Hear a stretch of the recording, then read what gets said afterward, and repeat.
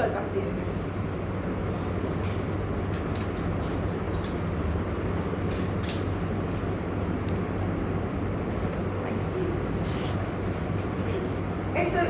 Acá tengo pedacitos de la historia clínica que maneja el doctor Arce, ¿ya? Así que vamos a guiarnos en base a él. Lo primero que yo observo es que nos pide, ¿no?, el número de historia clínica, anoto la fecha de nacimiento del paciente, el momento de la fecha de internación, sus datos personales, que esto viene a ser la afiliación en sí. Anoto la edad cuando el paciente, y tengo que comparar la edad que el paciente me dice con la edad aparente, ¿ya? Eso es importante. Tal vez le viene, no sé, una mujer que llena de canas y le dice que tiene 20 años. ¿Ustedes le creen? No. No. Y entonces un poco no confiable. Ya anoto acá la edad. Si en ese caso yo veo que me está mintiendo, pues anoto una edad cronológica ya. Luego del sexo, solo hay masculino y femenino por si acaso. El estado civil, soltero, casado, viudo, divorciado.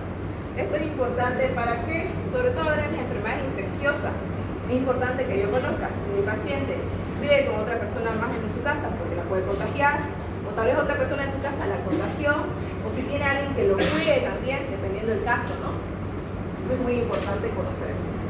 Y por último tengo el servicio donde se lo atiende.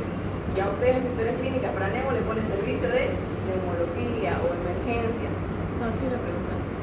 En el caso de que no esté las opciones que están ahí, o sea, el paciente no te diga ninguna de las que están ahí, o sea, ¿qué es el punto? ¿Cómo se hace? Generalmente en las historias que se manejan en el hospital, acá viene un espacio en blanco, ¿ya? Y anotamos directamente. Pero si vamos a manejar la historia clínica para su práctica, lo anotas abajo, no hay problema.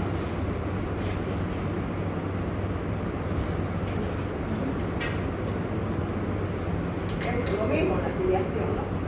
Se les pregunta siempre, ¿cómo va a comenzar? Está presentándose, ya se presenta. Soy la doctora tanto, ya soy la doctora Keila. ¿Me puedes decir tu nombre? ¿Cómo estás? ¿Me puedes decir tu nombre? Y el paciente te dice su nombre, ya no está. Ahora, en el caso de que el paciente no recuerde su nombre, o sea, una persona que vive en la calle y no tenga un nombre, yo le coloco como NN, ya paciente que no es identificado. Luego le pregunto, ¿cuál es tu edad? ¿Cuántos años tenés? No, ¿cuándo es tu cumpleaños? Para que suene más amigable. ¿Ya? No, ¿cuál es su edad? No, ¿ok? El sexo, ya esto ya nosotros lo vemos. El lugar de nacimiento. Que también lo pueden ver como procedencia en otras historias clínicas. La fecha de nacimiento, ya. La residencia actual se refiere al lugar donde está viviendo actualmente el paciente. Igual la dirección, el estado civil, la ocupación. Esto es muy importante. Igual lo que es el grado de escolaridad. ¿Por qué es importante que yo conozca estos datos? ¿Alguien sabe? La mayoría de patologías están relacionadas con su trabajo. Ya, muy bien. ¿Qué más? ¿Qué más me pueden decir? Me da una idea de con quiénes se relacionan, si es con niños de edad, si está con personas más adultas y demás. Y eso también me da a entender si se puede haber contagio entre niños, que es muy frecuente. Ya, muy bien. Ok. Lo que quería escuchar era eso. Pero está bien, o sea, haciendo lo pensar. Es importante para que yo sepa cómo comunicarme con el paciente, qué lenguaje ocupar, palabras más coloquiales, en vez de decir abdomen, digo barriga o panza, ¿ya? Para que el paciente me pueda entender, ya. Por eso es importante conocer su ocupación. Entonces, ¿qué preguntas hago yo al inicio? El nombre del paciente, su edad y a qué se dedica. Y así yo ya sé cómo comunicarme, qué lenguaje, qué palabras ocupar. Igual la religión es muy importante conocerlo, porque hay en algunas religiones no permiten lo que son las transfusiones de sangre, ¿no? Entonces eso debe estar registrado en la historia clínica. También el número telefónico, si él no tiene un número de teléfono propio de un familiar cercano. Ya su carta de identidad, los datos obtenidos de quiénes son, si es el propio paciente, pues una historia clínica directa, ¿no?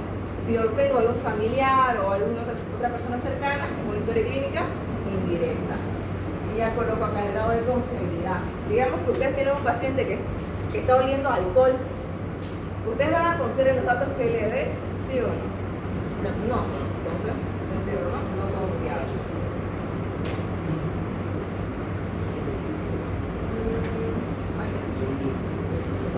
Así es como se ve en la historia clínica, ¿no? datos venidos del paciente, madre, padre, algún familiar, o si otra persona, ya lo encierran acá y pueden especificar, digamos, amigo ya del paciente. Y ya la confería de datos. Luego continuamos con el motivo de consulta. Es una parte muy importante de la historia clínica. Entonces, ¿cómo estamos viendo? Primero era la presentación del médico, que le preguntaba al paciente su nombre, luego le pregunto su edad, luego a qué se dedica, ¿no? La ocupación, y luego ya le pregunto qué lo trajo acá al hospital o cómo le puedo ayudar. Y acá el paciente, si es muy explícito, les va a comenzar a contar toda su enfermedad. Ya a los pacientes les gusta contar su enfermedad. Ahora, si ya es un paciente poco explícito, pues yo tengo que comenzar a sacarle las palabras y indagar más. Entonces, mientras va contando, yo voy analizando cuál fue el motivo principal, o bueno, los motivos principales que lo trajeron a la consulta, o al hospital, o a la emergencia. Yo debo escribir 3 motivos.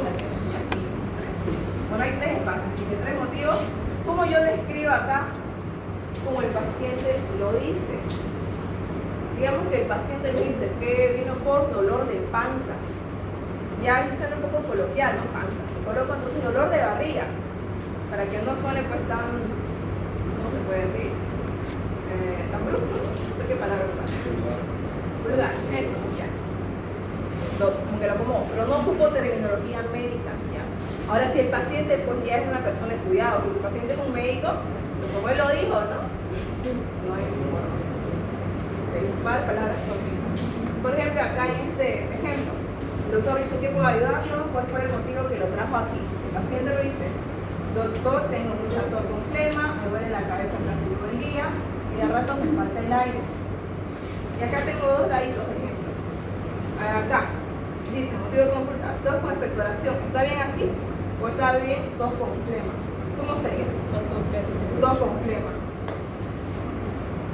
¿Está bien anotar cefalea o dolor de cabeza? ¿Cuál de las dos anotaría motivo de consulta? Dolor de cabeza. ¿Y disnea o falta de aire? Falta de aire.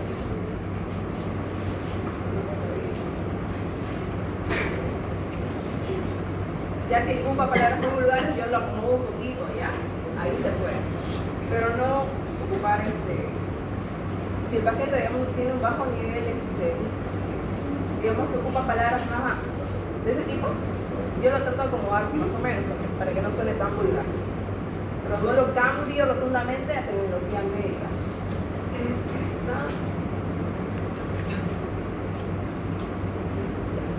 Luego tenemos historia de la enfermedad actual. Ok, es acá donde ustedes se van a desglosar para poder escribir y llenar un espacio así. Acá tengo que responder preguntas: ¿qué, cómo, cuándo, dónde, por qué? Tengo que caracterizar cada síntoma que el paciente me refiera. Para ello debo seguir ciertos parámetros. 1, orden cronológico, ¿ya? ¿Cuál fue la primera molestia que presentó? Entonces, ¿cómo yo hago eso? Si el paciente me dice que tuvo tos con flema, yo le pregunto, ¿desde cuándo? Es la primera pregunta que hacen cuando van a caracterizar un síntoma. ¿Desde cuándo? Eso me va a ayudar a qué? A saber de dónde voy a comenzar yo para la historia de la enfermedad actual. Porque debo seguir un orden cronológico. Luego, no hay que abreviar, sí o sí, terminología médica.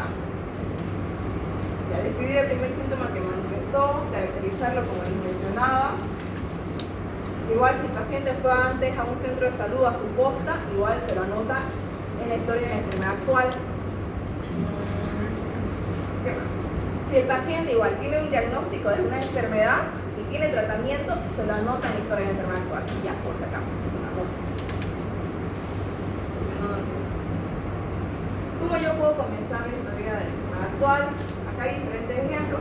El que generalmente más se ocupa es esta. Cuadro clínico de aproximadamente, digamos, 5 días de evolución, caracterizado por presentar dolor, digamos, de aparición súbita, de tipo, no sé, cólico, ya voy desglosando un poco. puedo comenzar con paciente, prefiere cuadro clínico aproximadamente tantos días, ya. O ya puedo igual agregar la edad del paciente.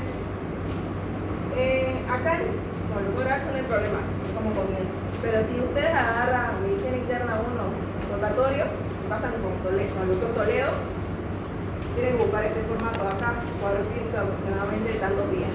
Prohibido poner ahí con el paciente femenino de tanta edad, digamos. Ya, porque no está tratando. Y como ya acabo la historia de la enfermedad actual, ya le puedo poner, por tal motivo, el paciente acude a nuestro hospital, donde es visto por un profesional y tal. Acá un ejemplo, acá voy a leer. Cuadro clínico aproximadamente un mes de evolución, caracterizado por manifestar prurito generalizado.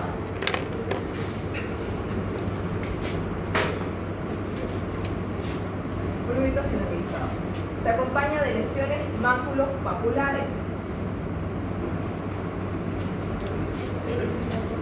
El prurito viene a ser algo subjetivo que el paciente refiere. Ahora, y así yo puedo verlo en su momento a qué se debe, lo anoto, ¿no? Y ya voy acá caracterizando estas lesiones maculopapulares. Es eritematosa, o sea, son rojas. Caracteriza una forma que tiene, oval. ¿Qué consistencia tiene? Dura o blanda, ya lo anoto. El diámetro, 1 centímetro aproximadamente. Ubicación, tórax anterior, miembros superiores. ¿Dónde predomina más? Tórax. ¿Cuándo apareció? Dice, posterior a la dosis 47 del tratamiento antituberculoso. ¿Qué estoy haciendo acá? Estoy caracterizando ese prurito generalizado que viene con lesiones maculopapulares. Ya, eso es lo que tienen que hacer ustedes. O sea, todas las preguntas que puedan hacer respecto a el motivo por el cual el paciente está acudiendo al hospital. ¿Se entiende? Ya. Ahora acá, con todos los datos que yo tuve, puedo pensar en una reacción adversa al medicamento, un RAFA, como el síndrome de Johnson, tal vez una electrólisis epidérmica tóxica, ¿no? Más que todo, síndrome de Johnson.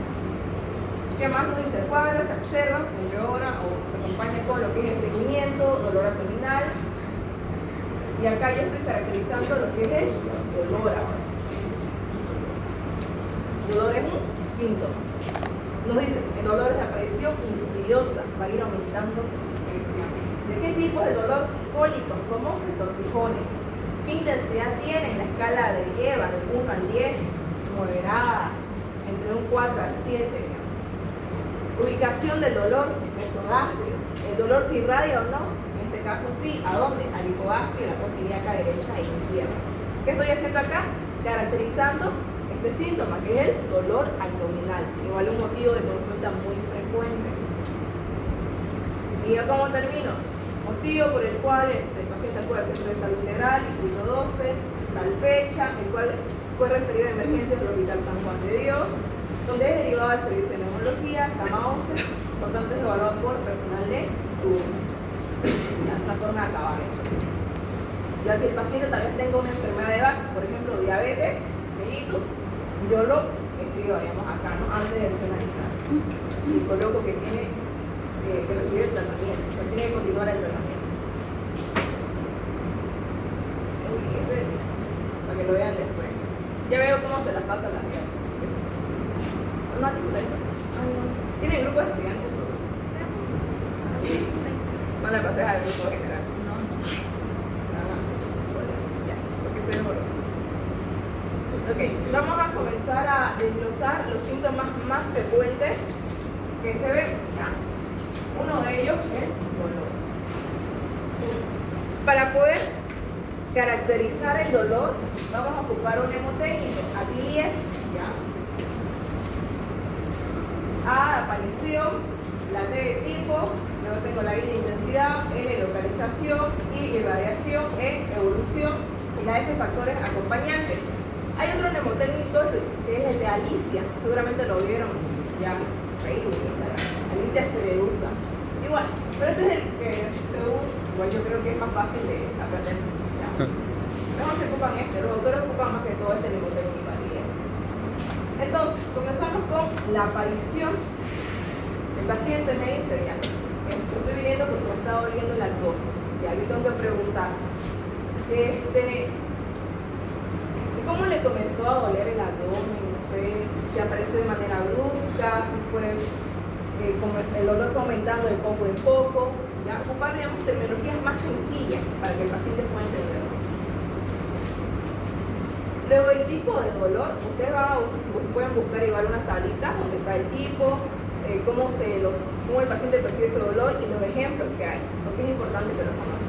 Por ejemplo, acá un dolor tipo lancinante, es como si la base es una lanza, ¿ya?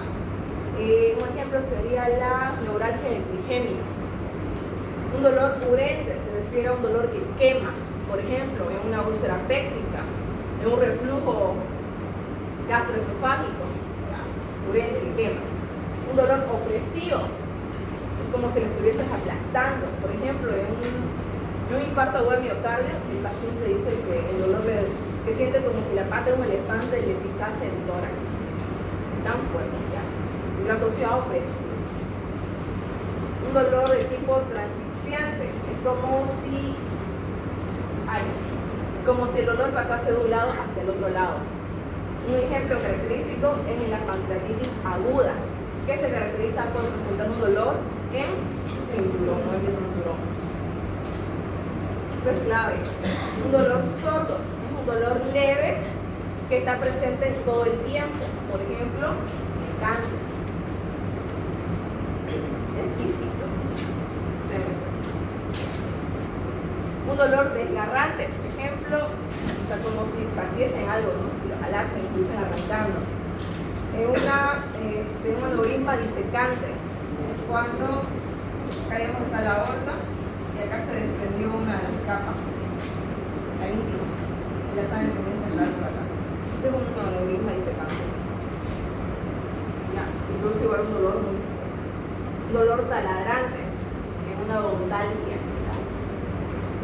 Igual tengo el pulsátil, el cólico muy común, y un dolor tipo retorcijón.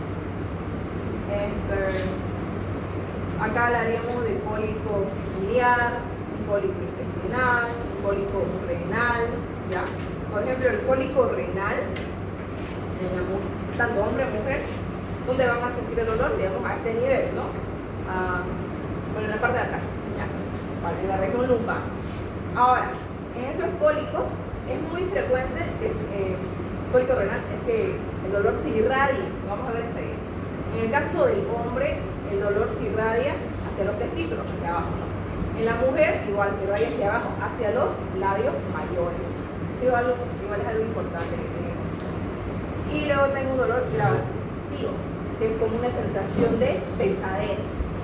Por ejemplo, en una hepatomegalia,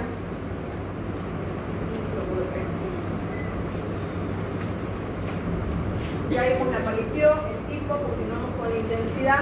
Acá ocupamos la escala de EVA, ya, que va del 0, no hay dolor, al 10. Acá es mínima intensidad y acá es mayor intensidad. Yo le pregunto, como el dolor es algo subjetivo, yo pregunto esto como para guiar, tener una idea, ¿no? Si el paciente me dice que le duele entre el 1 al 3, yo pienso en un dolor leve. Si está entre el 4 al 7, un dolor moderado. Si es mayor a 7, ya un dolor mucho más fuerte, más serio. Y si les dice un 10, es un dolor insoportable. Si ustedes lo ven a su paciente tranquilo y les dice que les duele un 10, ¿qué piensan? Ya. Pero es lo que se está refiriendo, ¿no? Así que lo anotamos de esa forma. Luego la localización. Le decimos al paciente que nos señale el sitio donde le duele, ya que lo señale con su mano, mejor así. Porque, por ejemplo, les puede decir en la boca del estómago y señala acá abajo. Ya, entonces, siempre es importante decirle al paciente que nos señale dónde le duele con su mano. Ahora, para describirlo, ya en la historia de la enfermedad actual, ocupo terminología médica. Así que tienen que recordar bien, ¿no? Los cuadrantes del abdomen. También el tórax, cuáles son las líneas topográficas del tórax. Ya. Eso igual es pregunta de examen, tanto teoría como práctica. Luego de eso, continúo con la irradiación. El paciente, digamos, que le dicen que le duele acá en el pecho, más que todo hacia el lado izquierdo. ¿Y ese dolor hacia dónde se irradió? Le pregunta. ¿Hacia dónde se expandió el dolor?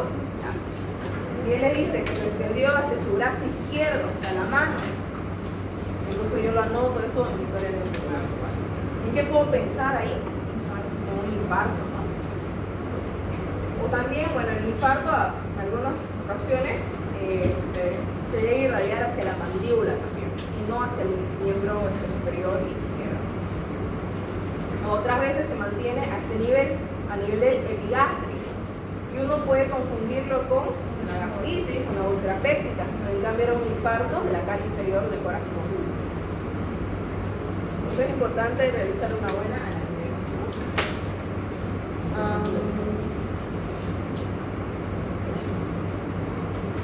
Luego continúo con la evolución. Acá hay que preguntar siempre, recuerden, ¿desde cuándo le duele? ¿Ya? ¿Desde cuándo empezó a molestar ese dolor? Preguntar si el dolor mejora en el día, o se disminuye en la noche, o va aumentando progresivamente. ¿Ya? Y luego en los factores acompañantes se pregunta si, aparte de ese dolor, ¿tiene algún otro síntoma, alguna otra molestia? Por ahí le dice, tiene náuseas, tiene ganas de vomitar. También se pregunta si tomó algo para ese dolor y qué tomó y hace cuánto y eso lo tomó. ¿Ya? Entonces de esta forma yo caracterizo al dolor y esto igual es pregunta ya, de práctica sobre todo.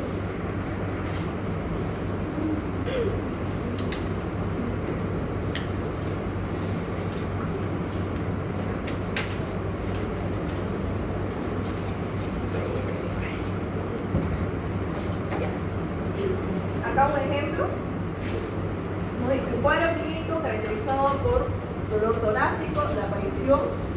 Primero, ¿cuál es el síntoma? Dolor. Entra y amigo torácico, okay, no pasa nada. La aparición, comienzo con A. ¿Qué era la A? Aparición. Nos dice aparición brusca. Luego, ¿qué sigue? B, tipo leonín. Luego, A, intensidad. ¿No dice que es de intensidad? Moderada. Luego, ¿qué sigue? Localización. Localización, campo pulmonar izquierdo. Luego de eso, irradiación. En este caso se irradia a zona escapular derecha. Luego tengo la evolución. Y acá me menciona que empeora. En la evolución puede mejorar o empeorar. ¿Ya? Empeora, dice que el cúbito dorsal. Ya luego, por lo que acude al centro de salud, las hamacas o el suministro analgésico.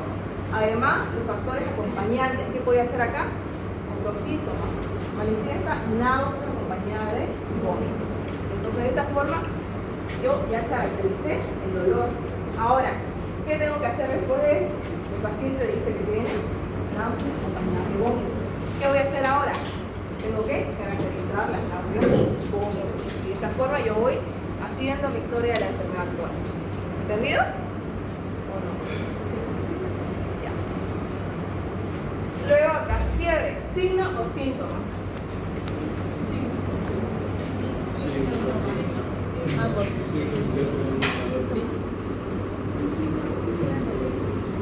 Signo o síntoma. Sí. A ver, los que dicen que es signo, levanten la mano.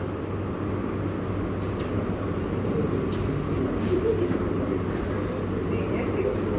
¿Por qué está acá? Porque igual es un motivo de consulta frecuente. El paciente dice que se le subió la temperatura, ¿ya? O que sí, que se le subió la temperatura. Es algo frecuente. Y generalmente no se mide la temperatura, ellos se tocan la cabeza o el cuello, ya. Y dicen que está muy caliente. Igual es importante que yo caracterice la fiebre.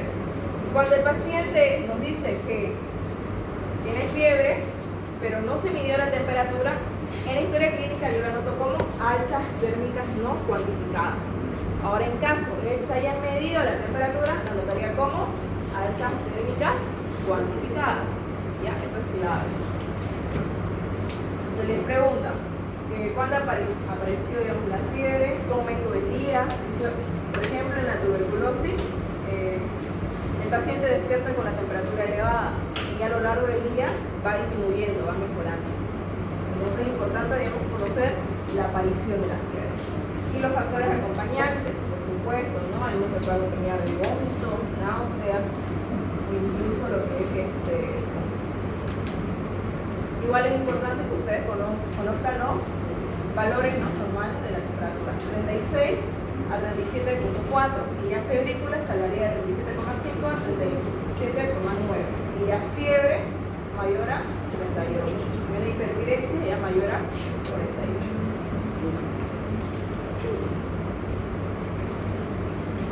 Esto no lo voy a explicar tanto que digamos, lo van a ver en neumología, ¿ya? No, generalidades, pero generalidades. Ahí en la parte final les habla de los tipos de fiebre, fiebre continua, ondulante, recurrente, intermitente. Tienen que saber si porque es pregunta de examen, por si acaso.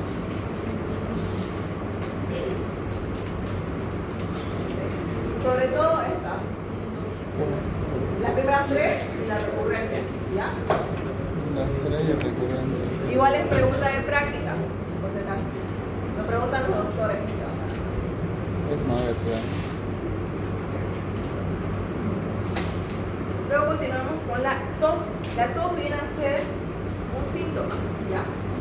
Aunque yo no pueda ver, ¿sí? Pero ustedes recuerden, ¿no? Que uno puede igual modificar eso, ¿no? La intensidad con la que tose. Se puede. Igual en la tos yo debo caracterizarla, preguntar así, ¿desde cuándo apareció la tos? Recuerden que la primera pregunta que tienen que hacer cuando el paciente le dice, digamos, que viene por tal síntoma, digamos, a la consulta, ¿ya? ¿Desde cuándo? Igual, como hablo de tos, ya la cantidad, si es poquito, si es harto, el aspecto, qué color tiene la flema, o sea, qué color, si hay expectoración, qué color tiene, ¿no? La flema, ¿ya? O la consistencia, cuánto tiempo le dura ese episodio de tos, y si tiene un olor característico. Igual eso nos ayuda como que una orientación. Por ejemplo, el olor yeso mojado, yeso mojado, es muy característico de las bronquiectasias no comunicadas. Pregunta de examen. Respecto al aspecto, tengo la cerosa, ¿no? Acá es un actor que no tiene flema. Aspecto como de clara de huevo. Un ejemplo, carcinoma broncoalveolares. Un ejemplo de. Luego la mucosa, incoloro, consistencia muy fluida, lo viscoso, algo blanquecino. La rumbrosa viene a ser esta tos que digo, esta es respiración, tos con respiración. Como que tiene burbujas. ¿Ya? La purulenta, un color amarillo verdoso. Muchos creemos que cuando ya comenzamos a botar la flema de un color verde, o sea, más o menos amarillento, verdoso, creemos que estamos mejorando, ¿no? En cambio, eso acá viene a ser puja, estamos empeorando. Un color asalmonado, esto acá, característico de edema agudo de pulmón, pregunta de examen. Y la hemocoica, ¿no? Que tiene ya sangre.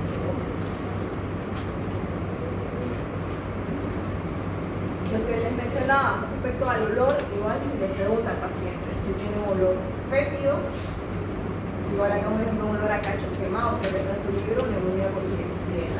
Y estas cosas muy puntuales. Un olor, digamos, fétido lo puedo asociar a una gangrena de pulmón. Ya. No es algo definitivo, por supuesto, ¿no? Tal vez el paciente que se pilla los dientes puede tener ese olor. Un olor a queso envejecido, bronquiectasia y infectada. ¿Qué es una bronquiectasia? Dilatación e engrosamiento de la pared de los bronquiolos. Un olor a yeso mojado, o de bronquiectasias, pero no complicado, o sea que no hay infección. Un olor a compota de ciruela, como la mermelada, un quiste y atípico. Igual acá agregando un dato que está en su libro, que es la vómica. La vómica, el vómito ya. La vómica viene a ser la expresión de un contenido purulento ya, también líquido, pero que viene de la vía respiratoria, a diferencia del vómito que viene de la vía gástrica, ¿no? Ejemplos de cómicas, de un histerático, que es como una burbujita, ¿ya? O sea, imaginen, acá está el pulmón, acá está su hígado, digamos que en el hígado hay un quiste, como una especie de burbujita, tiene sus paredes acá bien delgaditas, y en su interior tiene un contenido líquido. Mira, ese es un quiste hidratítico. Igual otro ejemplo es un empiema enquistado. O sea, en vez que este quiste tenga un líquido, digamos así ceroso, está lleno de jugos. Otro ejemplo es un absceso hepático. Ya acá dentro del parénquima hepático se formó un absceso, ¿no? Que es pus. Esa pus puede ser bastante, y como está en contacto el hígado con el pulmón, y acá está diafragma, pero puede ya estar en contacto con lo que es el bronquiolo, o sea, puede terminar drenando ahí, como si hubiese una fístula, algo así. Y entonces, ese contenido del acceso hepático, que tiene un color achocolatado, de café, un color fétido, puede llegar al bronquiolo, eso se sale por la vía respiratoria, una vómita, y ya tendría acá lo que es una expectoración con olor fétido, color achocolatado. ¿En qué enfermedad ustedes vieron absceso hepático? ¿Qué parásito lo producía? Leviáceo, la ameba.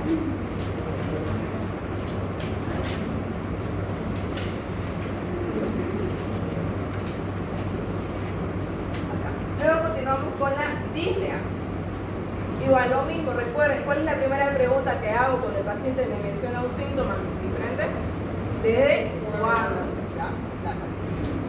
¿Cómo se presenta esta disnea? Para eso yo voy a ocupar esta escala.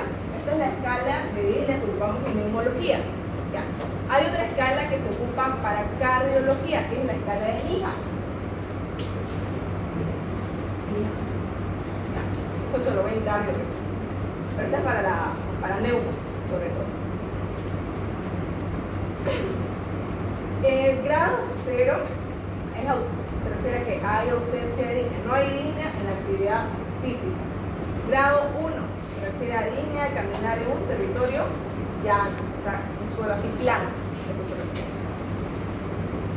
O al andar subiendo una pendiente. O sea, estoy caminando acá hasta allá yo bien rápido y me canso de caminar en este territorio llano. O si estoy subiendo una pendiente en una montaña, yo al caminar me canso. Estoy caminando rápido y me canso. Ya, este sería el grado 1.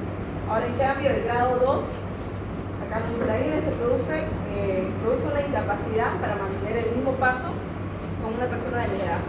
Por ejemplo, digamos que acá está Dana y estamos caminando las dos y yo no puedo mantener el paso de Dana, ya me pasa. Y yo estoy acá atrás y ya me da disnea, me falta el aire. Okay. O igual, digamos, que tengo que parar para descansar cuando camina en un territorio llano, un territorio plano.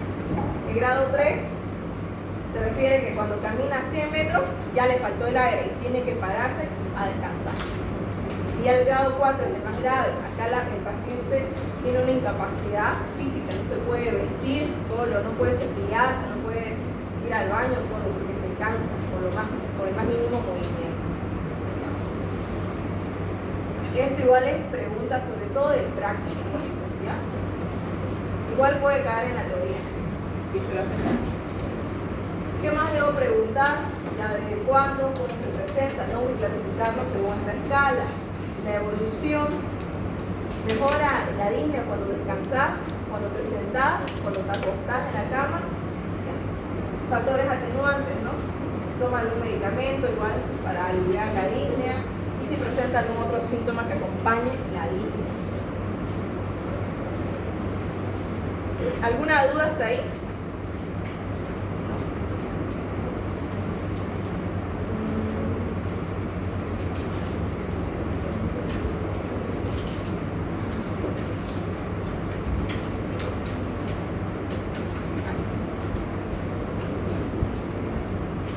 Luego continuamos con antecedentes, ¿ya? Acá yo tengo que preguntar, primero en este caso, tengo antecedentes patológicos del paciente, ¿ya? Personal. En la historia clínica que manejamos aparece esta forma: antecedentes patológicos, ya les pone acá enfermedades, tratamientos quirúrgicos y la época de la emergencia. Y ustedes tienen que empezar a desglosar. ¿Cómo yo puedo preguntar? Acá, primero, si el paciente tiene alguna enfermedad que le hayan diagnosticado hace tiempo, ya, durante su niñez, la adolescencia, de acuerdo a la edad que tiene el paciente.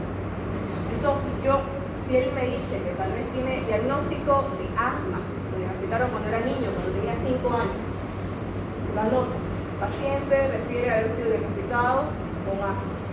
Recibe tratamiento, si lo recibe, igual se anota. Recibe tratamiento, si él se acuerda qué medicamento le da, igual lo registro. Si se acuerda la dosis, igual lo anoto. Ya, tengo que anotar todos los datos que yo pueda recopilar del paciente.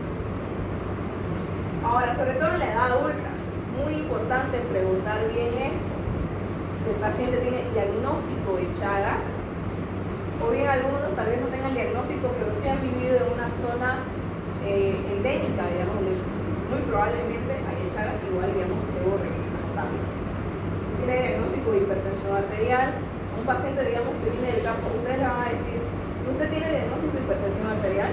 ¿O cómo lo harían? Si tiene la presión alta, muy bien. Igual tuberculosis, es algo que debo preguntar mucho. Si, por ejemplo, si se ha sido diagnosticado de tuberculosis y le dice que sí, le preguntan: ¿recibió tratamiento para eso? ¿Hace cuánto lo diagnosticaron? ¿Finalizó el tratamiento? Y esas son preguntas que deben hacer. Igual acá, igual diabetes.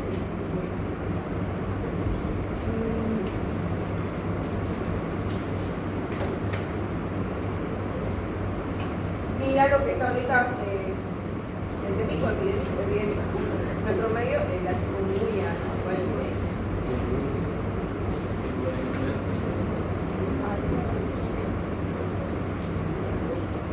Entonces recuerden, el antecedente patológico anoto, la enfermedad, si está diagnosticada, si hay tratamiento y hace cuánto ha sido diagnosticada. ¿Ya? Si se acuerdan, digamos, cuál es el esquema de tratamiento que estaba llevando, se la anotan. Esto de los antecedentes hospitalarios yo lo tengo acá aparte de mi diapo, ¿ya? Porque en sí la mayoría de las historias clínicas viene separado, pero en la que manejamos nosotros viene uno, ¿no? Antecedentes patológicos. Ustedes lo pueden dividir solo pueden anotar acá todo directamente, ¿ya? No hay problema con eso. Tengo antecedentes hospitalarios clínicos, quirúrgicos, ¿no? Acá ya hablamos de enfermedades que estamos mencionando hace rato. Lo mismo hace rato. ¿Ya? Si le refiere o no le refiere. O sea, nuestro paciente refiere haber sido diagnosticado con asma hace tanto tiempo y recibe tratamiento con tal medicamento. ¿Ya? Igual los antecedentes quirúrgicos es muy importante. A ver, si ustedes están hablando con una señora y ella les dice que al inicio, ¿no? Ella es casada y ustedes le preguntan igual, ¿no? Si tiene hijos. Y cuando pasan a esta parte de antecedentes, no se olviden preguntar si le han hecho cesárea, porque algunos se olvidan. Y eso igual debe estar anotado. ¿Y cuántas cesáreas? No sé si un parto ya natural. Entonces, anoto. Si refiere un antecedente hospitalario clínico quirúrgico, lo anoto. Si refiere antecedente ya quirúrgico de cirugía, digamos, para cirugía de apendicectomía hace 3 años.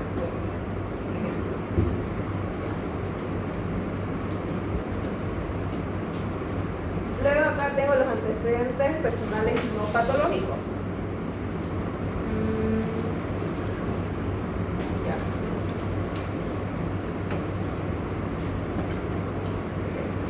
Acá yo le pregunto al paciente cómo se alimenta, qué es lo que él generalmente come día a día. Y ahí nos va describiendo qué come. Por ejemplo, a ver si dice que come, no sé, churrasco cada fin de semana. ¿Ustedes cómo van a anotar eso en la historia clínica? ¿Sí? Entonces, bueno, en esto de la historia clínica, ¿qué haríamos en caso de que se presente la barrera del idioma? Yo, por ejemplo, no sé hablar quechua, y generalmente aquí más que todo en Bolivia no hay eso. Hay varias personas que hablan quechua, aymara incluso. Que me tiene que aprender. Ahí No hay otra Así forma. sería de mi parte, después se buscaría un personal, en ese momento digamos, se buscaría un personal que sepa hablar. Sí, sería lo ideal, porque si no, no vas a poder obtener la mayor cantidad de información. Pero si ya no hay nadie más, pues tienes que hacer el esfuerzo de poder comunicarte. Pero como...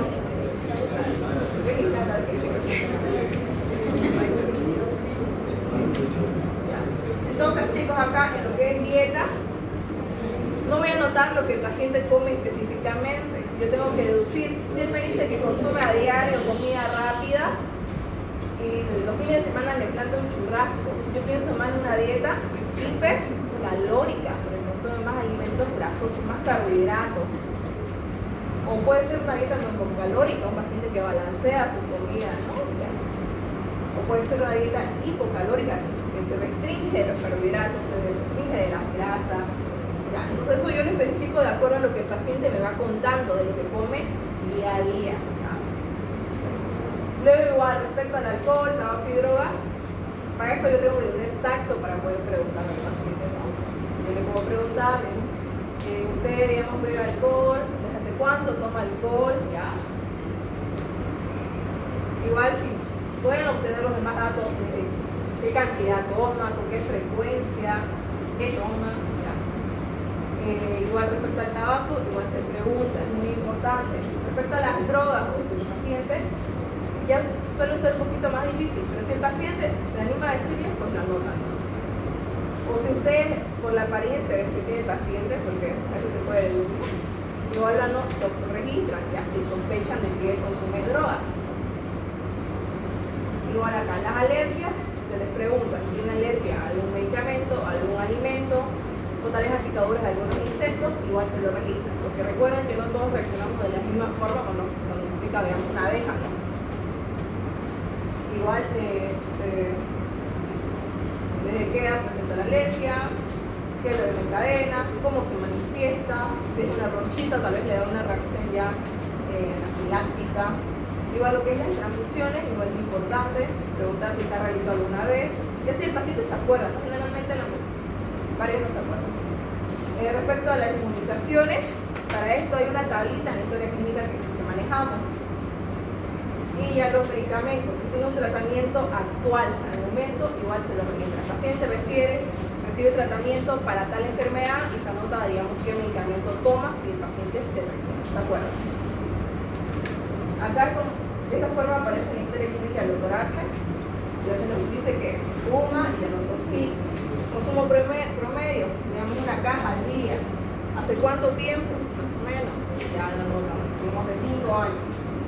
Si bebe alcohol, digamos, ya sí, que bebía, mejor te notan de hace cuánto bebe, si bebe todos los días o es ocasional, si es cada fin de semana seguido, no sé.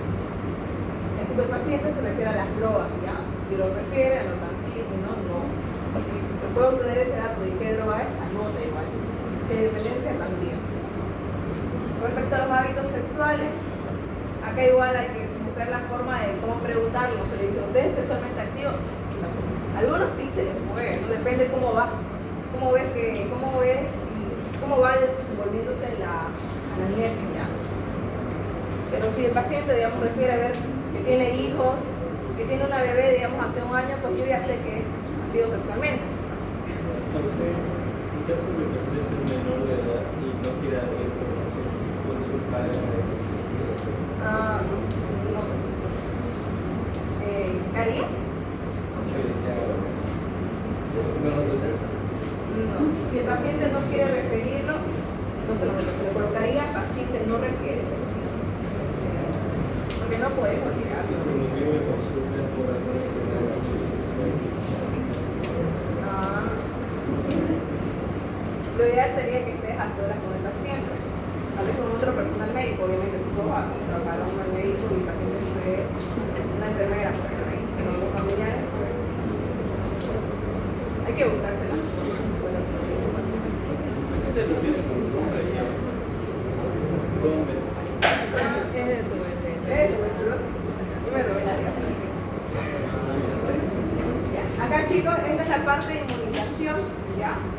Acá ya les da una lista de vacunas, se tachan, ¿no? Las dosis. Y que el paciente se acuerda, porque ustedes saben, yo no me acuerdo qué vacunas me colocaron. Pero Igual acá es importante agregar las vacunas para COVID, para influenza igual, eso igual cuando ustedes presentan su historia clínica, lo agregan ya, allá abajo. Les va a felicitar al doctor. Luego acá está la prueba de PPD, la tuberculina.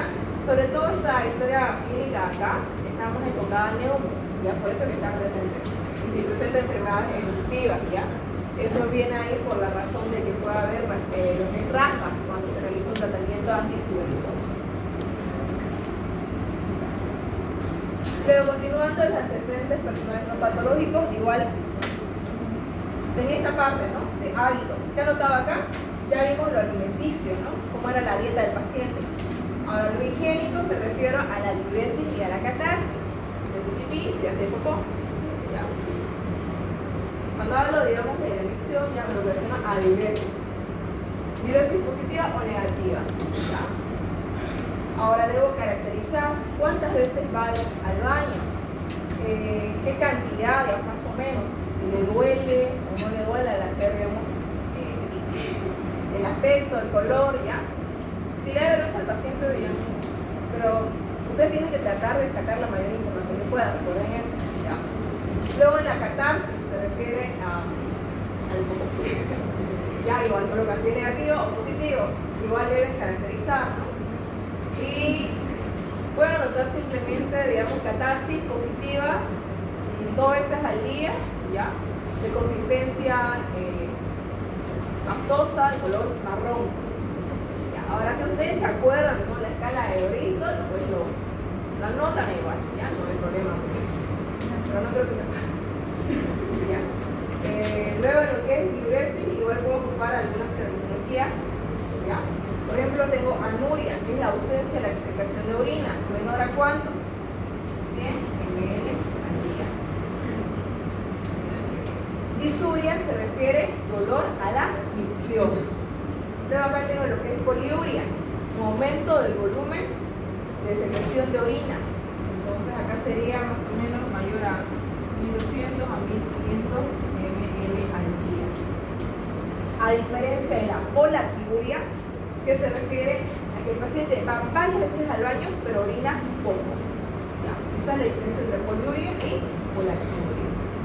Acá es un aumento del volumen de secreción urinaria en un día. Acá se mantiene ese volumen de secreción urinaria en el día. O sea, lo normal es 1200 a 1500, se mantiene.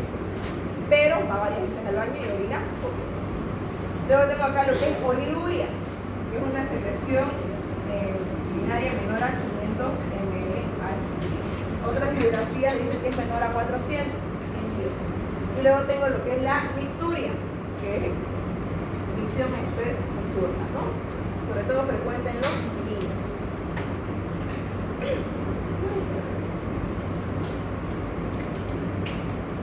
Entonces, ¿cómo puedo anotar acá? Hábitos, por ejemplo, el paciente refiere dieta hipercalórica hipoproteica.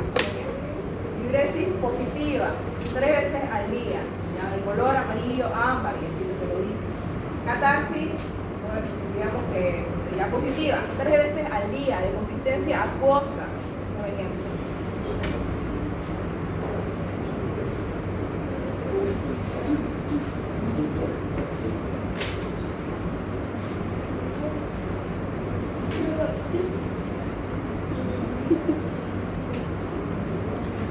Antecedentes personales, acá los antecedentes psicosociales. En lo que es la historia clínica que manejamos, viene de esta forma, ¿ya? Para rellenar y completar algunos espacios. Pero generalmente en un hospital es un espacio blanco para que ustedes rellenen, ¿ya? ¿Qué me interesa acá? Saber las condiciones socioeconómicas del paciente, cómo vive, en qué lugar vive, cómo es el lugar, ¿ya? Eso es importante para, igual sobre todo cuando yo estoy buscando alguna enfermedad infecciosa. Entonces, acá igual, ¿no? Va lo de la edad del paciente, naturalmente, o sea, de dónde viene, dónde vive actualmente, esa es la residencia, su dirección, si cuenta con casa propia, si es alquilada, cuántas habitaciones tiene la casa, ¿ya? Si cuenta con baño, cocina, si tiene los servicios básicos, ¿ya? Igual el material de la casa es importante, sobre todo en las enfermedades no comunicadas, igual la cantidad de habitaciones tiene que ser muy importante para lo que es la tuberculosis, ¿no? Si piden una habitación para 10 personas. De quién depende económicamente igual, y los ingresos. Ya, todo eso es importante anotarlo en lo que es los antecedentes psicosociales, que es como aparece en la mayoría de las historias clínicas que se manejan en los hospitales. Ya. Acá un ejemplo, dice, paciente de 20 años, natural de Cochabamba. ¿Dónde vive actualmente? Residencia en Santa Cruz. Dirección Villa 1 de Mayo. ¿Tiene casa propia? En este caso sí, casa propia con paredes de ladrillo, con revoque, piso de cemento, techo de cielo falso, cuenta con los servicios básicos y depende económicamente de sus padres. ¿Ya? De esa forma pueden redactarlo acá en los antecedentes psicosociales.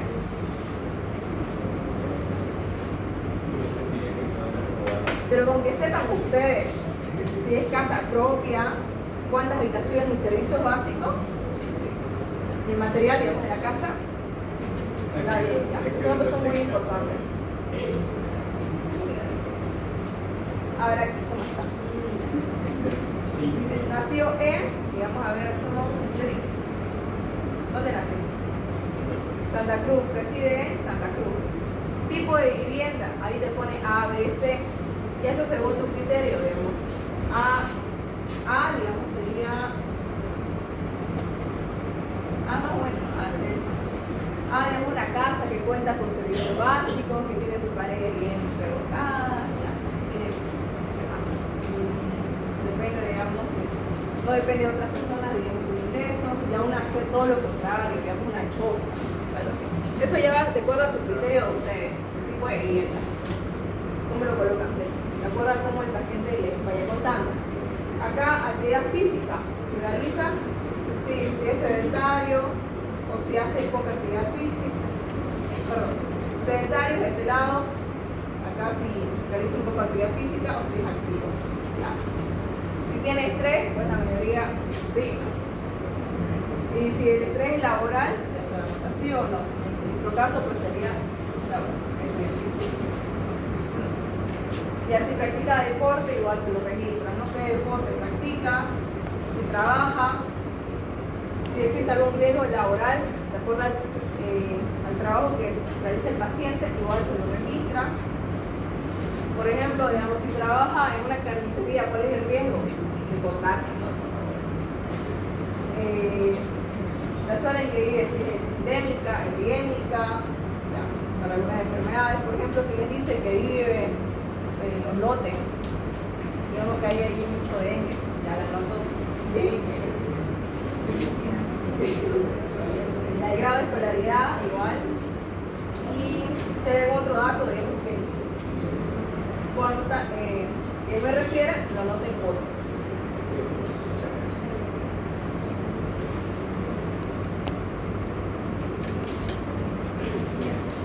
Ahora continuamos con antecedentes familiares.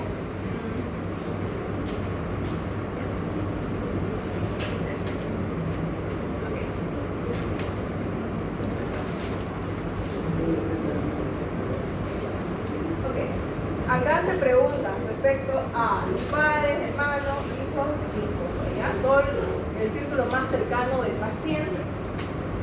Comienzo con los padres. Se pregunta si sus padres están vivos o han fallecido y si tienen alguna enfermedad diagnóstica. Si te dice que está vivo, ya. Le preguntan, ¿padre o madre tiene alguna enfermedad que le hayan diagnosticado? Ya, en clase te refieres.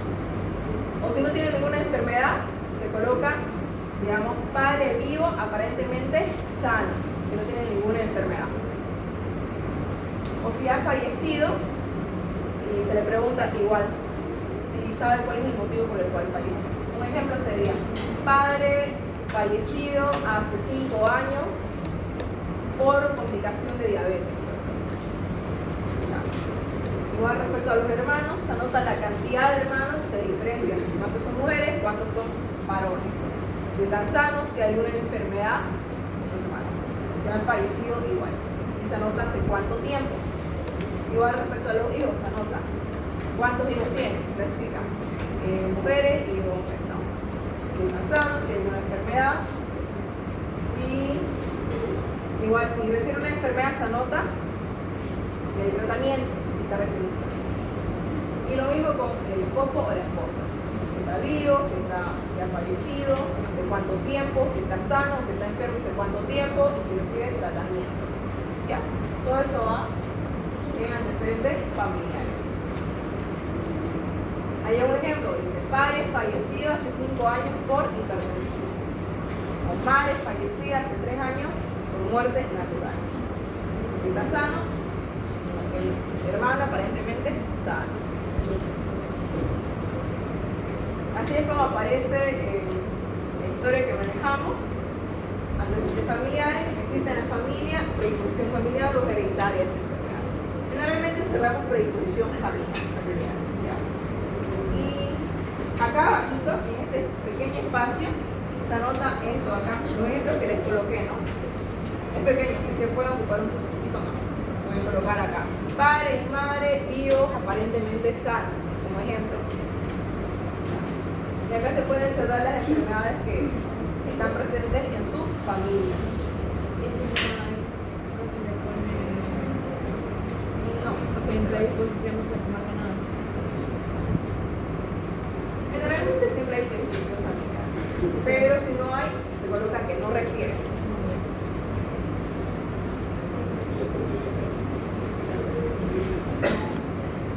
Ya son las cosas.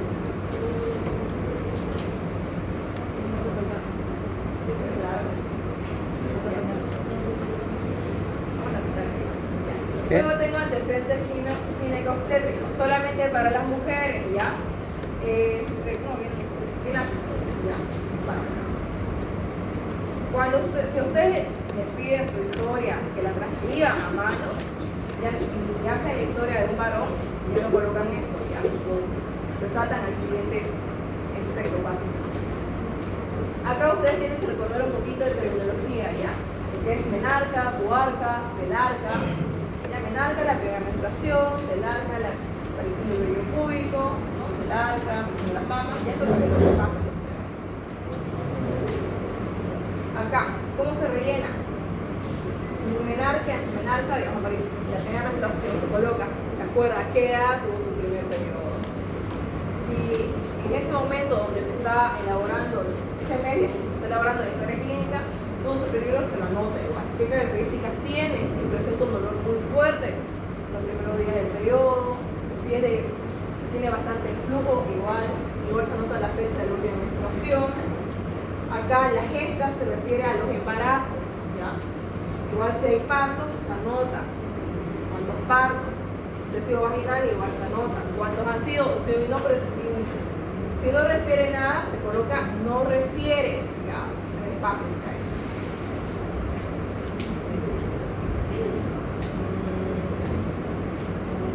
Por ejemplo acá, digamos que el paciente yo encerré cesárea. Refiere a las causas de la cesárea. Puede ser cesárea por presentar placenta previa. Ya un ejemplo.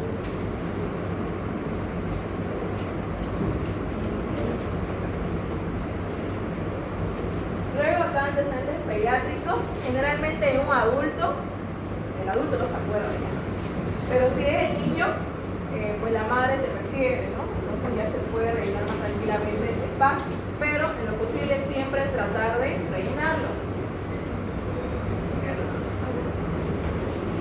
Ya completamos, ¿no? Edad de los padres, la edad de la madre, del padre, qué número de gestación viene a ser, si presenta alguna patología del embarazo. La más frecuente es la preeclampsia. ¿Quién sabe qué es la preeclampsia?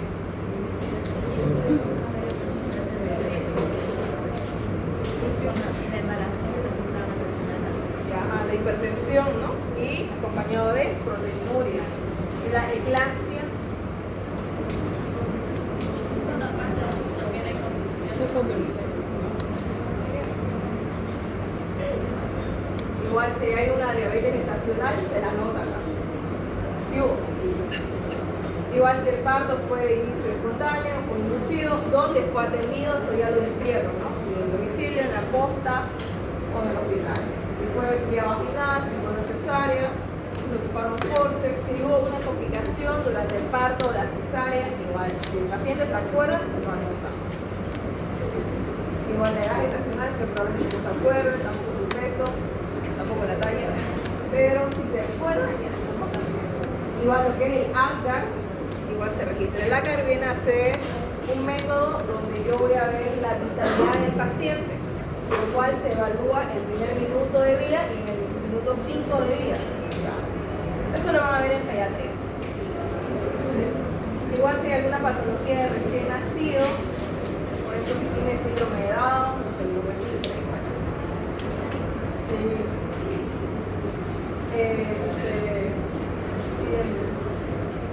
Si hay uso de vitaminas, lactancia, igual todo eso se registra ya. Luego esta parte de la anamnesis por sistema, como tal, en la mayoría de historias clínicas viene.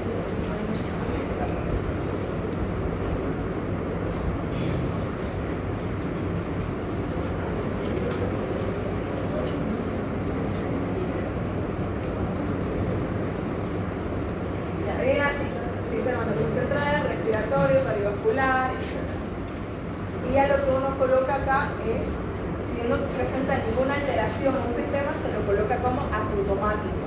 Ahora, si ya presenta una alteración, debo registrarla. Cuando, igual en algunas historias no viene este apartado de análisis por sistema, ¿ya? ¿Para qué me sirve? Pero seguir este orden que estoy haciendo ahora, llegar a análisis por sistema.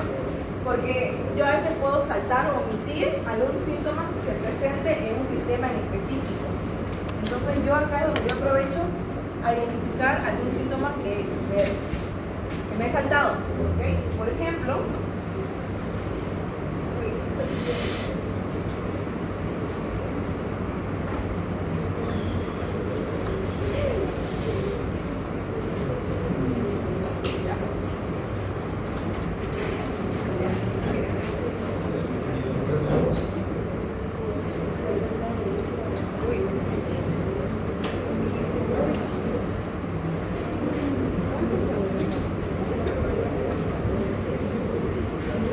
digamos que yo me salté una mialgia.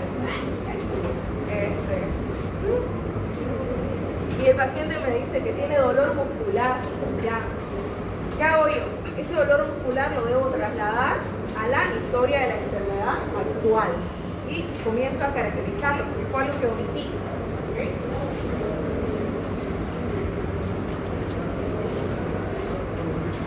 Ya. Ahora vamos a continuar con lo que es el examen físico.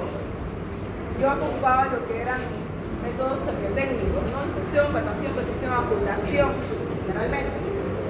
En esta parte no voy a profundizar tanto porque es algo que van a ver ustedes ya en sus auxiliares en práctica. ¿Okay?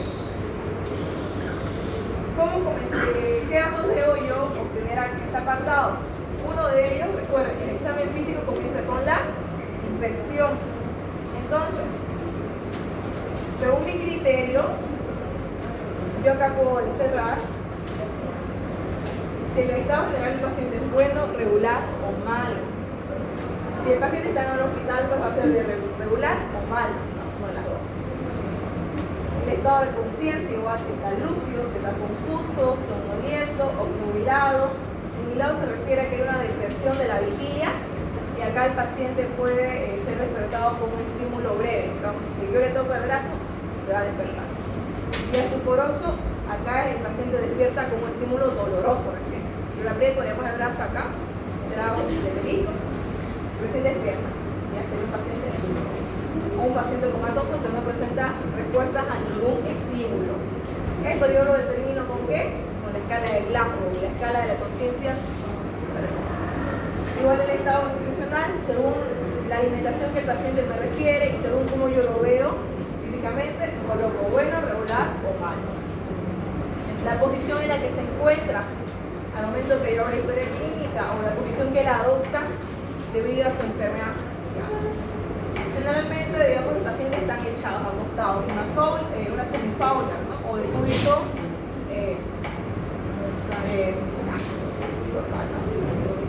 luego, una posición ortopneica. Esto acá,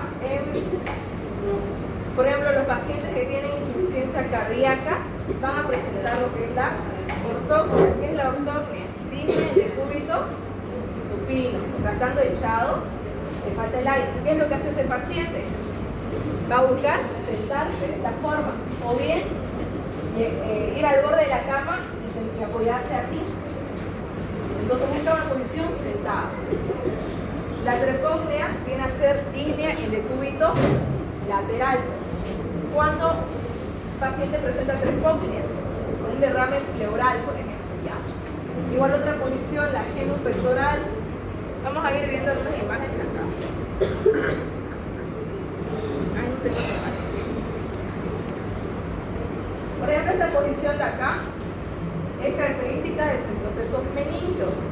Ya se llama posición gatillo, sí, ya. Como es el proceso meningos, ¿qué hay en la meningitis? Rigidez bucal. Entonces, ven, hay una extensión de la cabeza, ¿no? Igual la extensión de los pies. Esta de acá es la posición ortognéica que les mencionaba en pacientes, sobre todo con insuficiencia cardíaca, que tenían disnea en decúbito supino. ¿Qué es lo que hace el paciente para no presentar disnea en decúbito supino? Busca sentarse, apoyarse sobre la almohada. Igual acá otras posiciones que, sobre todo en pacientes comatosos, una decorticación, hay una flexión anormal, el paciente está así. Y vean cómo están sus pies extendidos. O una descerebración, brazos extendidos, igual como haciendo un puño.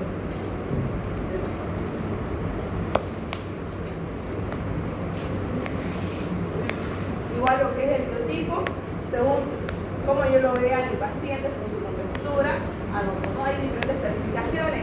Una de, tengo la de Shellon, la de Kretschmer, etc. La más ocupada es la de Shellon y la de Kretschmer. Estas son las que preguntan en teoría, por si acaso. Según la clasificación de Shellon y Steven, puede ser endomorfo, mesomorfo, ectomorfo. Ustedes ni tienen idea de eso, ¿no? Entonces, de acuerdo a eso, ya no digo tipo, ectomorfo, por ejemplo. Igual la actitud del paciente. Activo se refiere a un paciente que está despierto, que puede moverse. Un activo forzado, un paciente que adopta una posición antiálgica o una posición que es característica tal vez de la enfermedad. Por ejemplo, en el tétanos, que hay esta posición en arco, ¿no? En los tótomos. Entonces, una posición activa forzada. Otra posición, el pleuros-tótonos. El paciente tiene esta posición así, inclinado hacia un lado. Frecuente en derrame pleural vacío. ¿Ya? Es una actitud forzada. Ahora una actitud pasiva viene a ser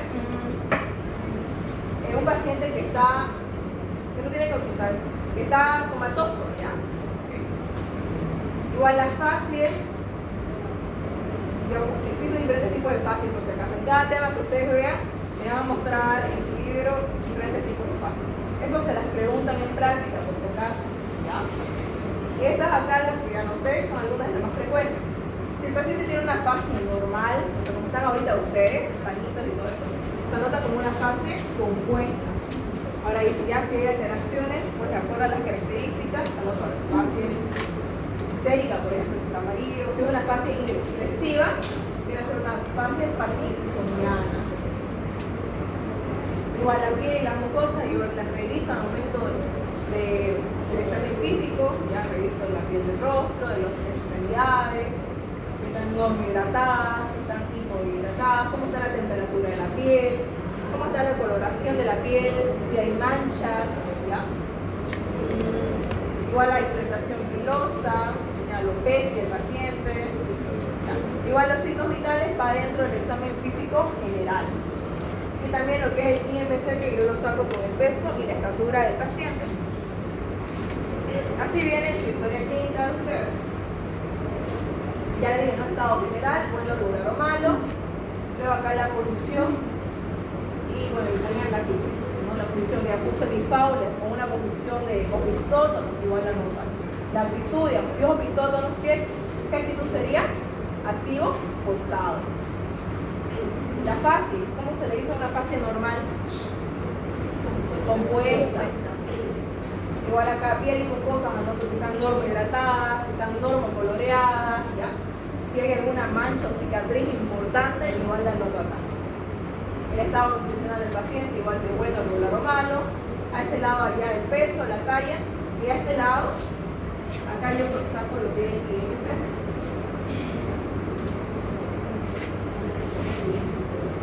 Y este espacio para los signos vitales. Frecuencia cardíaca, frecuencia de pulso, frecuencia respiratoria, la presión arterial y la temperatura, ¿no? Generalmente solo rellenamos la axilar y acá presión arterial, miembro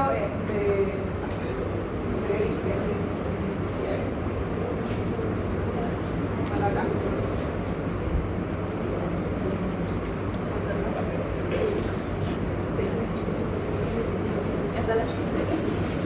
Ok, acá hay unos ejemplos de fascia, ya chicos. La normal les decía, ¿no? Fascia compuesta, donde el paciente no presenta ninguna expresión antiálgica, feliz, sanito. Ya. Una expresión álgica, ya veo el ceño fruncido. Generalmente el paciente tiene su mano donde le duele, si es el hombro, su mano está así apoyada. Acá, allá al otro lado tengo una fascia mitral, que es característico de que hay una palidez del rostro, pero hay nitidez, o sea, está un poco está rosadito, ¿ya? Y hay cianosis labial. Eso se lo conoce como la tricomía mitral, ¿ya? Fondo pálido y pómulos rosados. Cianosis labial. Una fase cianótica, ¿no? Labios azulados, igual los lóbulos no se pueden ver azulados. Y este lado de la fase cushinoide, una cara abotargada, como que llena de líquido, presión de líquido, ¿ya? Se le dice cara en una llena. Característico de síndrome de Cushing. A este lado, una fase hipertiroidea, como un rostro que está asustado. Hay una exoftalmía, ¿no? Están como que saliéndose de la cavidad urinaria. ¿Qué más hay? Exoftalmía, infección del párpado. Igual algo característico de un paciente con hipertiroidismo es que su piel es delgada, es caliente, ¿ya? Y es húmeda también. Y atención velada, clave eso para los casos clínicos que les den para los exámenes. Acá una fase acromegálica, ya todo está aumentado de tamaño y aumento del volumen de los huesos. ¿Okay?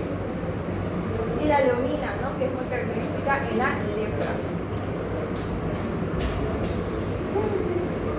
La hipocrática, una persona delgada, nariz afilada, hay cianosis labial.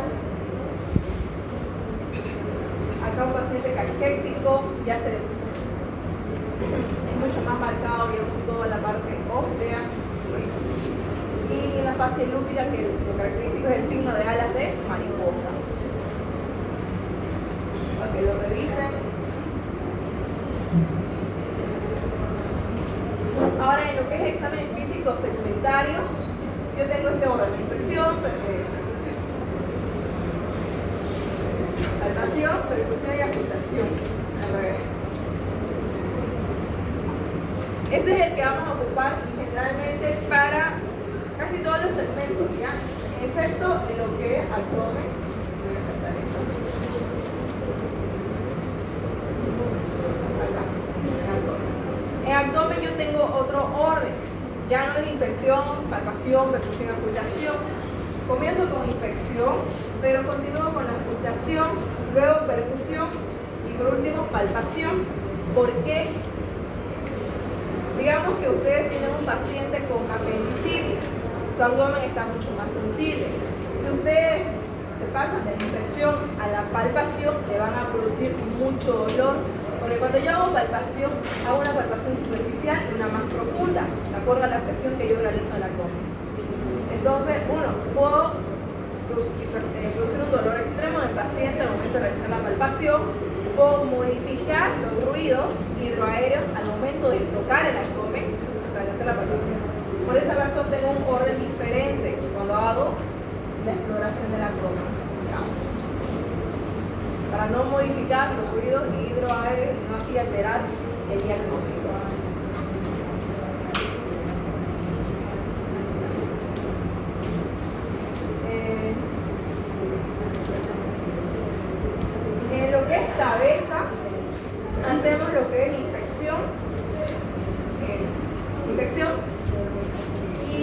Palpación también.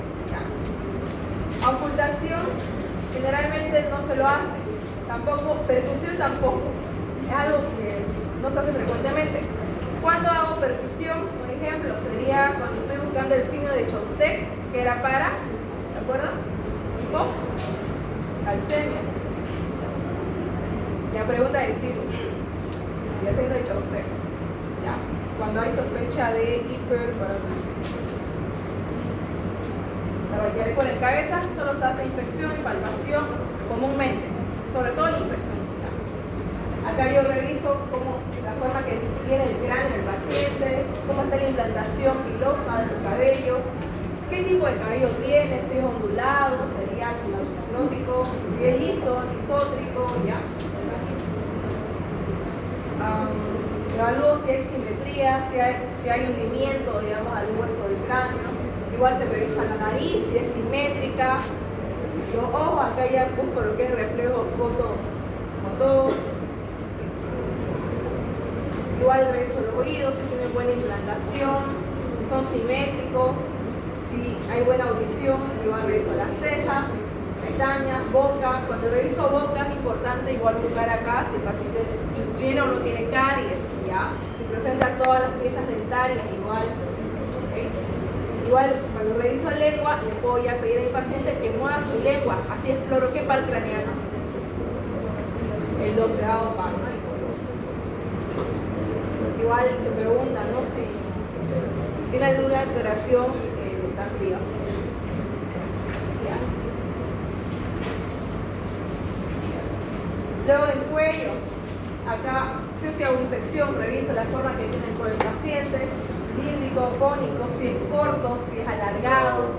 Sobre todo en pacientes que tienen cuello corto es mucho más difícil realizar la intubación, entonces para eso yo lo anoto en mi experiencia. Palpación, para ver la posición de la tráquea, si está centrada, si es simétrica o si está desviada hacia un lado, eso igual le puede ayudar a realizar diagnóstico de algunas enfermedades como neumotórax, ya neumotórax de atención, derrame pleural masivo. Okay. Igual reviso acá lo que es el pulso carotidio, igual exploro la glándula tiroides, ¿ya? Percusión, esto más que todo va a este espacio supraclavicular, esta es parte del tórax en este caso. Y en la ocultación sí se hace en el cuello, se busca lo que es el ruido laringotraqueal. Ustedes llegando a su casa pueden colocar el esteto acá y tienen que escuchar un sonido como del paso del aire. Ahora en caso haya una obstrucción, ya no se escucharía ese sonido o bien sería mucho más débil. Y se busca igual si hay soplo de la carótida.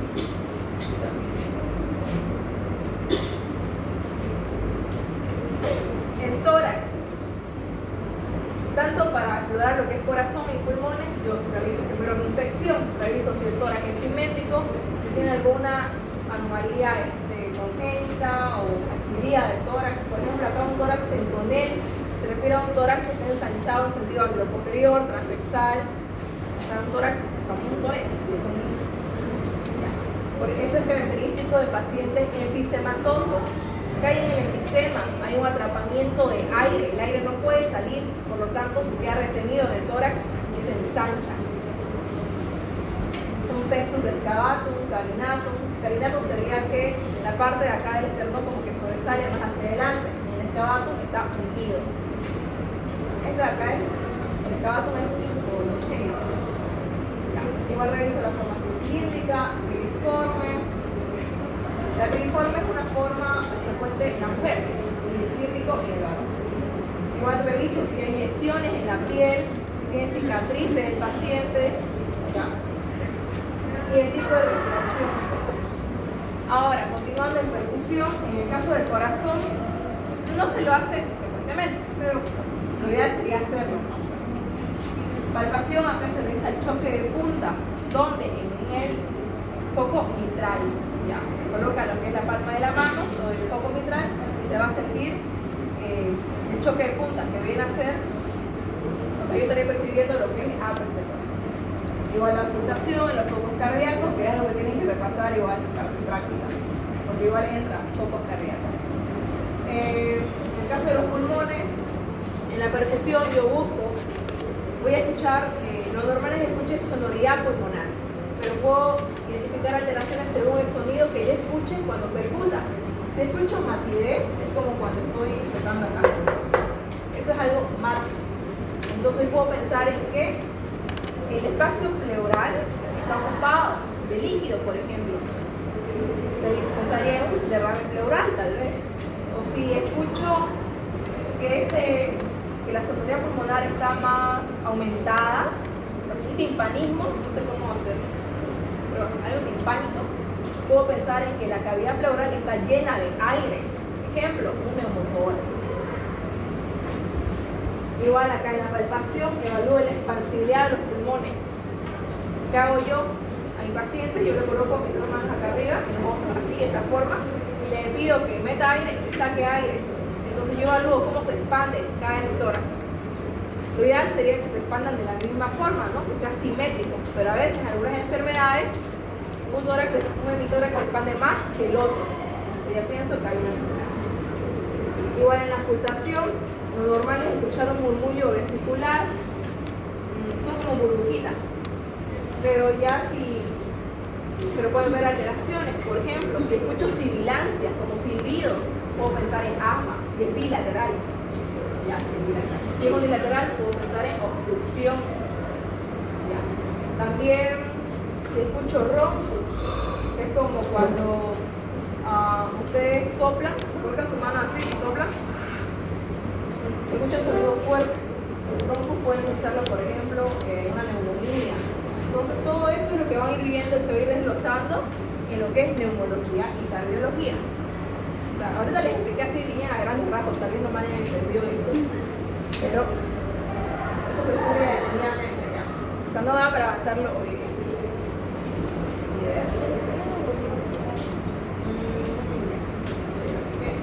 Ahora, cuando ya paso a evaluar los miembros superiores e inferiores, tengo que revisar el tono muscular, el trofismo, la sensibilidad, la temperatura de la piel.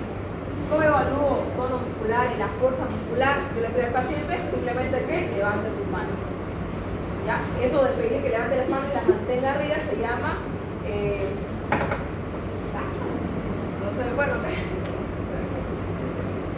ya, pero es una forma de evaluar. Tiene su nombre, esa maniobra. Igual le puedo pedir que levante sus piernas, ya si el paciente está acostado. Pues, ¿no? Si yo veo que camina bien, se mueve acá para allá, pues digo, el tono muscular, la fuerza muscular está conservada. Igual reviso los pulsos periféricos, la sensibilidad de la piel, puedo ocupar un marcador, un lápiz y le pincho sobre la piel. Le pregunto, ¿lo siente? Y así. Igual lo mismo en miembros inferiores. Igual cuando hablamos de extremidades es importante buscar lo que es el edema. Acá, para eso yo tengo los grados de edema, y acá hay una clasificación de Godek, ¿ya? Esto igual tienen que aprenderlo ya en su momento. Vamos a avanzar en prácticas. Igual es pregunta de práctica. Cuando yo hago ahora el examen neurológico, acá es muy importante que yo sepa realizar lo que es el glasgo. Esto es algo que ustedes tienen que aprenderse bien. Seguramente ya lo saben porque se avanza en segundo año. ¿Qué es la escala de Glasgow? Viene a ser para evaluar el estado de conciencia de mi paciente y ver si está en estado de coma. Acá yo evalúo tanto la respuesta ocular, verbal y la motora. En la respuesta ocular, ¿cuánto vale? 4 puntos. La verbal, 5 y la motora, 6. Si yo veo a mi paciente, por ejemplo, acá ahorita dejo a ustedes, respuesta ocular, 4, ¿no? Algunos, 3, ok, 4, ¿no? Pero digamos, yo tengo un paciente que está acá tirado, digamos, en el piso, y veo que está con los ojos cerrados. Yo le digo, no sé, ¿cómo te llamas? ¿Qué te pasó? Y veo que abre sus ojos. ¿Cuánto le coloco en la respuesta ocular? 3, ¿no? Y recién abre sus ojos a la orden verbal. O si no abrió sus ojos cuando yo le hablé y le tengo que revisar lo que es, tengo que provocarle dolor. ¿Cómo yo le provoco dolor a un paciente? Coloco mi dedo en esta posición y el nudillo del dedo lo presiono acá, sobre el esternón. Entonces, si recién abre sus ojos al estímulo doloroso, 2 puntos. Pero si no abre sus ojos para nada, 1 punto. Recuerden, la escala de Glasgow se evalúa sobre 15 puntos. Lo máximo es 15, lo mínimo es 3. Ahora, respuesta verbal, evalúa sobre 5 puntos. 5 puntos sería un paciente que está orientado y conversando. Dice, yo primero me acerqué, ¿no? No sé, ¿qué te pasó? ¿Me escuchás bien? Te dice que sí, ¿sabes dónde estás? Te responde bien, o sea, estamos conversando normal. Serían 5 puntos. Pero si yo le pregunto, ¿sabes dónde estás? El paciente dice, no, no sé dónde estoy. Está como que desorientado, está confuso. Le coloco 4 puntos. Ahora, si le pregunto, ¿cómo te llamas? Y me dice, no sé, eso. Palabra inapropiada, inconexa, algo que no coincide con lo que yo le estoy preguntando. Ahora, sonido incomprensible es como que ya no articula palabras. Eso se le entiende, solo produce sonido, así. Sería 2 puntos. Pero si no me dice nada, 1 punto. ¿Ya? Y la respuesta motora se evalúa sobre 6 puntos. Primero, 6 puntos sería orden que obedece a la orden verbal. Yo le digo al paciente que coloque, digamos, su mano sobre la frente, lo hace tranquilo, entonces 6 puntos. Pero si uno lo hace, digamos, yo ahora aplico estímulo doloroso, coloco mi nudillo de dedo sobre el esternón, ¿qué va a hacer el paciente? Va a flexionar su mano sobre el esternón. Entonces, localiza el dolor. Viene a ser 5 puntos. Ahora, 4 puntos cuando es, cuando hay retirada y flexión. Yo coloco mi nudillo del dedo sobre el esternón, ¿qué hace el paciente? Lo retira. Lo retira haciendo flexión. Ya, haciendo flexión. Luego, el 3 es flexión anormal, que es la decorticación, que es esta posición que ven así. Y 2 puntos, la extensión anormal, que es la deceleración así. Ya que punto.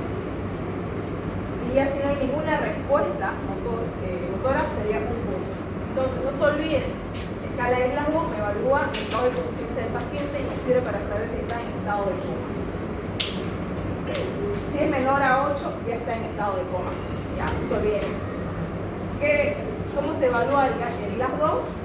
Evaluando la respuesta ocular, que vale 4, la verbal, que vale 5, y la motora, que vale 6. ¿Cuándo es el máximo de la escala de Glasgow? 15. El mínimo, 3. ¿Ya? ¿Qué más evalúa en lo neurológico? Las pupilas, si están fotorreactivas, si son isocóricas, si tienen el mismo tamaño, si son de diferente tamaño, ¿cómo se dice?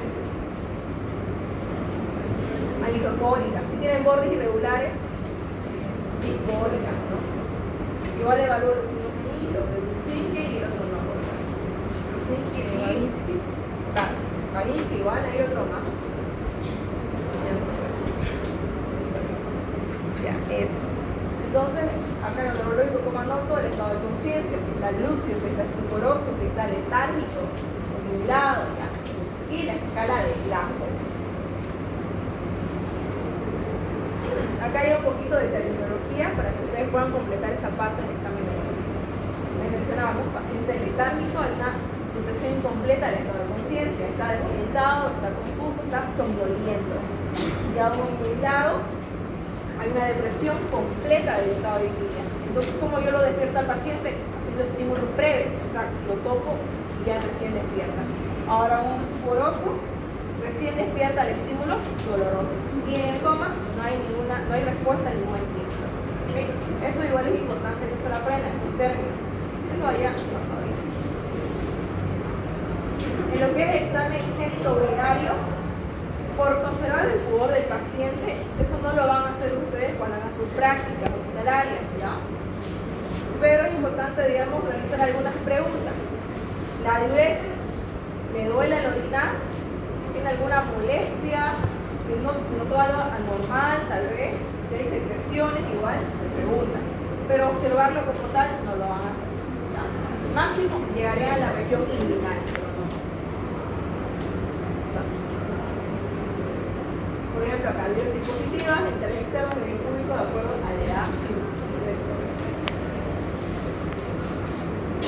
En lo que es vascular y linfático, acá revisamos el llenado capilar. ¿Cómo se evalúa el llenado capilar? Simplemente yo comprimo acá el dedo del paciente y tengo que revisar, se vuelve blanquito, ¿no? Cuando levanto el dedo tiene que volverse rosadito. ¿En cuánto tiempo? Menor a 2 segundos. Si está normal es menor a 2 segundos. Igual, coloco si hay linfadenopatía presente, linfadenopatía. Entonces, como sé, tengo que palpar al paciente, ¿no? Eso yo lo hago al momento de evaluar miembros superiores e inferiores.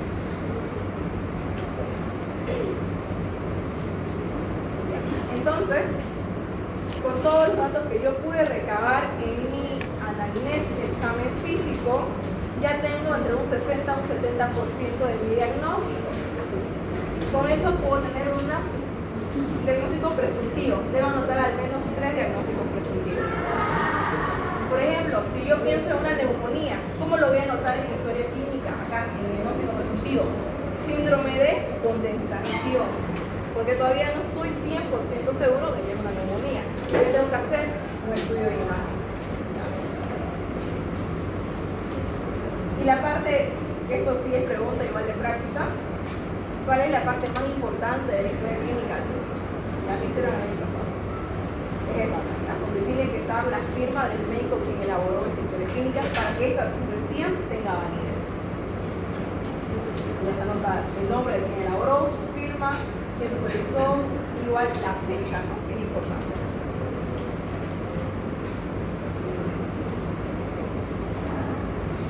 ¿Alguna duda, chicos? En esa última parte, ¿no tendría que firmar el doctor? ¿O el doctor? En este caso, como ustedes van a practicar aquí, anotan su nombre de ustedes y su firma de ustedes. Pase la diapositiva.